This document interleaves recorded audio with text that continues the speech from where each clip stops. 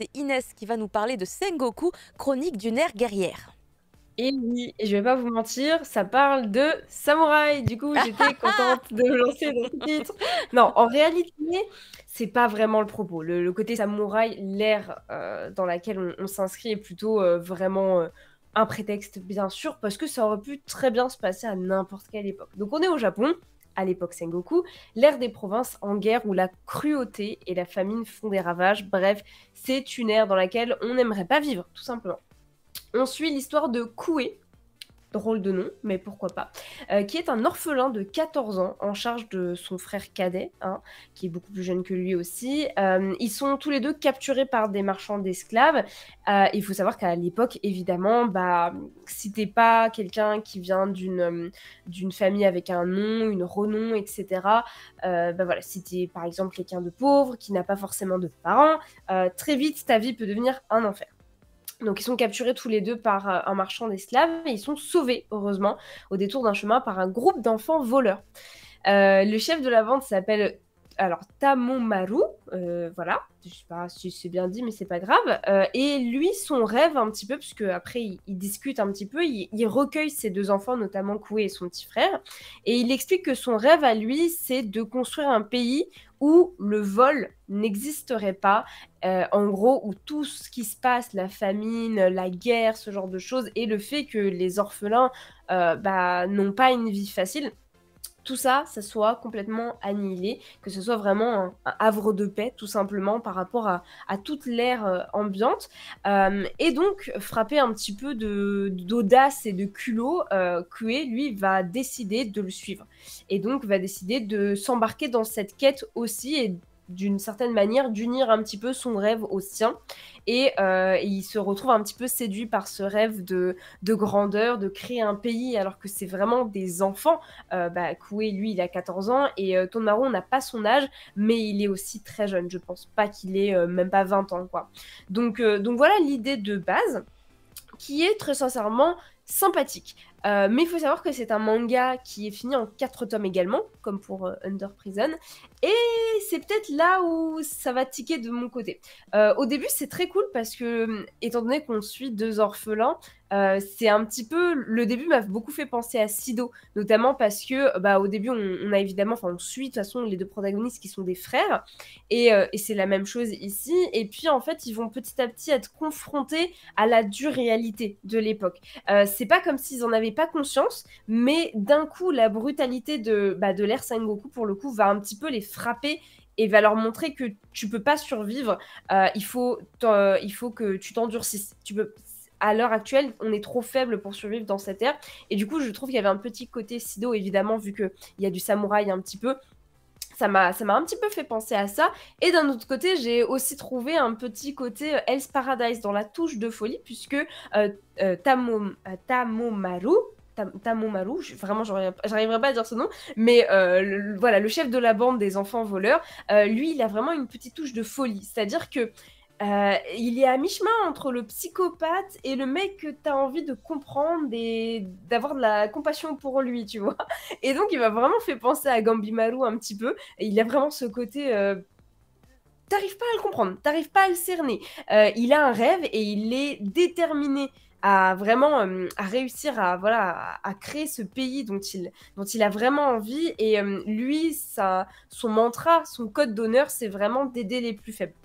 Donc on est vraiment sur un shonen pur et dur, avec des belles valeurs, avec des beaux principes. Et pour le coup, dans ce genre-là, ça fonctionne très très bien. C'est vraiment ça qui ressort. On a vraiment l'impression de lire une aventure assez... alors une épopée fantastique un petit peu, avec, voilà, avec vraiment tous ces principes et le fait de garder sa morale. Hein. Tout à l'heure, on parlait de morale dans Under Prison. Là, c'est vraiment le contraire. On a des protagonistes qui veulent absolument garder leurs valeurs et leurs principes.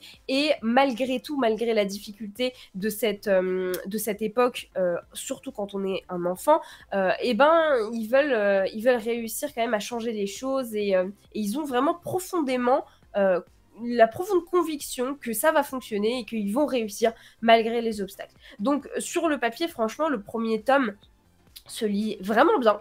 Les chapitres sont assez conséquents. Là, pour un tome, il y a 4 chapitres, donc c'est des gros chapitres de 30 pages, plus ou moins. Et pour le coup, ça se lit bien. Les dessins sont vraiment magnifiques. Bah, généralement, quand tu fais du manga un peu historique, enfin, je sais que ce soit shonen, seinen ou n'importe quelle autre cible éditoriale, ils apportent vraiment un point d'honneur au dessin, je trouve, de ce que j'ai lu. Et pour le coup, là, ça ne fait pas exception avec Sengoku. Les dessins sont magnifiques. Il y a des planches vraiment bien travaillées. En fait, tu vois un petit peu à certains moments les visages presque déformés par les émotions, par la haine ou par la peur, et tu le vois dans les yeux et tout. Enfin, il y a vraiment un point d'honneur qui a été mis dans les détails au niveau des expressions, et tout est fait pour te faire ressentir un petit peu l'oppression de cette société sur ces enfants et la dureté de leur vie. Donc pour le coup, ça fonctionne vraiment bien. Alors je préviens aussi, il y a un côté aussi très gore, puisque bon, ils se battent au sabre et il y a des gens qui meurent, il y a du sang. Malgré que ce soit un shonen d'ailleurs, il y a quand même des pages assez trash, je trouve quand même. Mais voilà, en tout cas, le visuel apporte vraiment bien, arrive vraiment bien à sublimer cette histoire. Et pour le coup, visuellement, bah, c'est juste vraiment très très bon, on va pas se mentir. En somme, c'est un bon début de manga. Ça traîne pas. On sait que c'est en 4 tomes, ça s'enchaîne assez bien, ça va assez vite, mais bon, le truc qui m'a un petit peu dérangé, c'est que en fait, c'est un peu classique. C'est une histoire qu'on a déjà vue un petit peu. Enfin, si tu as regardé les grands shonen, je mets avec des parenthèses, hein, mais les shonen un peu neketsu classiques, bah c'est vrai que ça fait un peu redondant parce que c'est un petit peu la même chose. Et le côté négatif fait que t'as l'impression que c'est très rapide. Tu vois, on est vraiment, on n'a pas le temps de souffler, tout se passe très très vite et tout.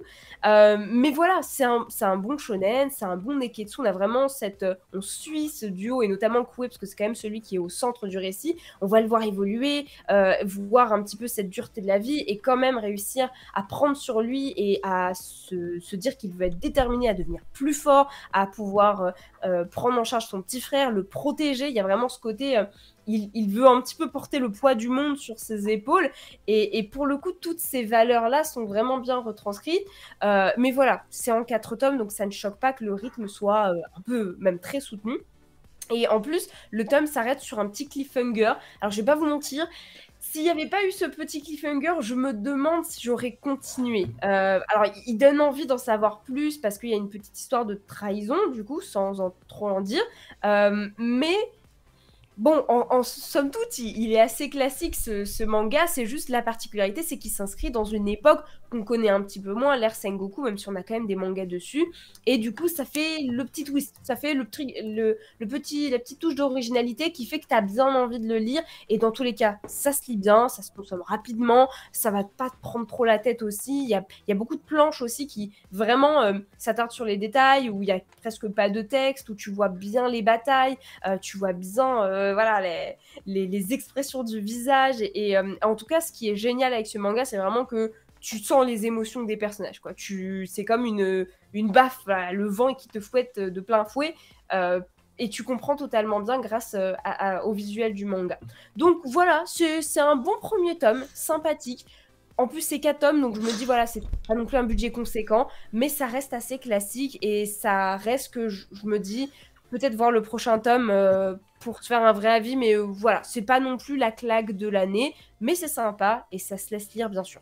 Merci Voilà. beaucoup Inès pour cet avis aussi très complet. Ouais, dis-moi prof. Quand tu dis gore, tu penses à quoi comme gore? Parce que c'est vrai que... oui, c'est plus qu'en fait on voit des gens tranchés en deux, voilà. On voit Ouais, mais c'est pas graphique, on n'est pas sur Shigurui avec les Pas- boyaux qui sortent, tout dans le Non, genre. non, pas à ce Ok, point-là. d'accord. Pas à Non, ce c'est pas point-là, gore. t'inquiète. Ouais, ok, Non, c'est non, juste sanguinolent. c'est gore Ok. pour du shonen, je trouve. C'est que vraiment on voit des éclaboussures de sang, on voit Ah oui, des ça gens gicle, tranchés à bon, ça deux. c'est normal. Voilà, mais pour un manga de samouraï, en vrai, c'est logique, mais je le précise quand même que ça revient assez souvent, en fait, vu qu'il y a beaucoup de bagarres et tout, et qu'on a vraiment ce côté un C'est peu sans l'époque, filtre. hein.